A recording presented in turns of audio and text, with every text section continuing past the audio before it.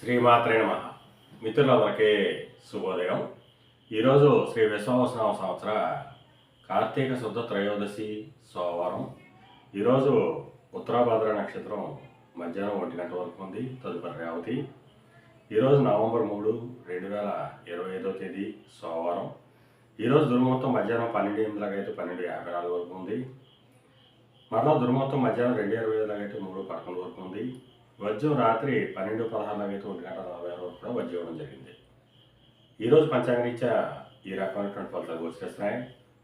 అలాగే ఈరోజు నక్షత్రాలు అయినటువంటి ఉత్తరాభాద్ర, రేవతి నక్షత్రాలు ఎవరికి తారాబలం కుదురుతుందో మనం పరిశీలించినట్లయితే అశ్విని, మఖ, మూల ఈ నక్షత్రంలో జన్మించిన మన మిత్రులందరికీ కూడా ఈరోజు నక్షత్రాలు అయినటువంటి ఉత్తరాభాద్ర, రేవతి నక్షత్రాలు అనుకూలంగా ఉంటాయి.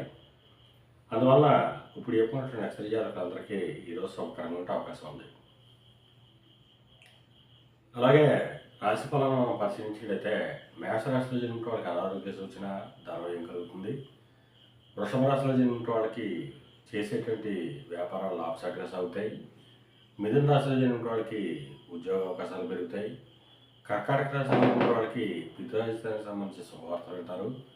సింహరాశిలో జన్మించిన వాళ్ళకి అనారోగ్య సూచన, ధనవ్యయం, కార్యటంకాలు ఏర్పడతాయి. కన్యారాశిలో జన్మించిన వాళ్ళకి కళత్రపూర్వక ధనలాభం కలుగుతుంది. తులారాశిలో జన్మించిన వాళ్ళకి శత్రుభయం కలుగుతుంది. వృశ్చిక రాశిలో జన్మించిన వాళ్ళకి సంతానానికి సంబంధించిన శుభవార్తలు ఉంటారు.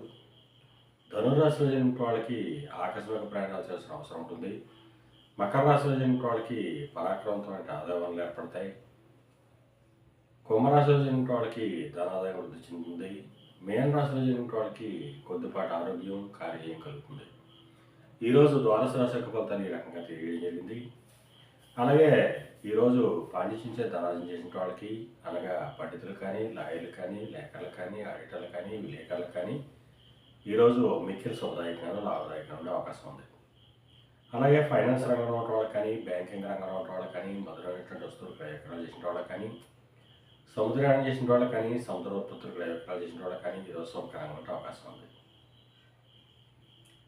అలాగే ఈరోజు కార్తీక సోమవారం త్రయోదశి, అందువలన ఆ పరమేశ్వరుణ్ణి ఆరాధించిన, ఆవు పాలతో అభిషేకించిన సర్వశుభాలు కలుగుతాయని చెప్పి శాస్త్రీత్యా తెలియజేయడం జరుగుతుంది. అలాగే మరలా రేపు శుభోదయం కార్యక్రమంలో మరిన్ని విషయాలు తెలుసుకుందాం. అంతవరకు మన మిత్రులందరికీ మరొకసారి శుభోదయం. ఇట్లు మీ పెద్దబాబు సిద్ధాంతి, కొల్లల మామిడి.